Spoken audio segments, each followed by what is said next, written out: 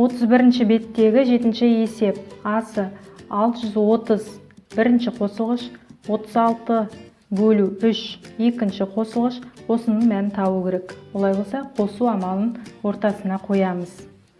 Бірінші бөлу амалын орындаймыз, соңында қосу амалын орындаймыз. Осылайша өрнекті құрастырып, мәнін табамыз. 36 мен 3-тің бөліндісі, бөліндінің мәні 12-ге тең. Енді 630-ды 12-ге қоссақ, өрнектің мәні 642-ге тең. 7-ші есептің әсінде 650 азайғыш, 20 бөлу 6 азайтқыш. Олай айырманың мәнін табу керек болса, олай болса, азайту амалын қоямыз. Енді 20-ны 6-ға бөлсек, бөлінді мәні 20-ға тең.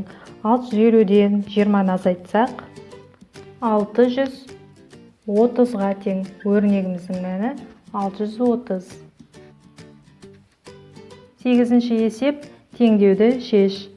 Алдымен күрделі теңдеуді оңай қылып ықшамдап аламыз. 535-тен 491 азайтқанда 44-ге тең. 880 бөлу y тең 44. Ықшамдап жазып алдық. Енді y тең. Есімізге түсірейік. Мұнда бөлу және екінші тұратын әріп болса, яғни бөлгіштің орнында әріп тұр.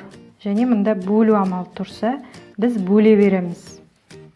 Кері амал қоймаймыз, тек қана бөлу тұрса да бөле береміз. 880-ді 44-ге бөлеміз. Бөлу 44. Y тең 20. Енді қайтадан теңдеу жазып тексеріп көрейік. 880 бөлу Y-тің мәні бізде 20 болды. Тең. Сол күйі жазамыз. 535 азайту 491. 44 шығады.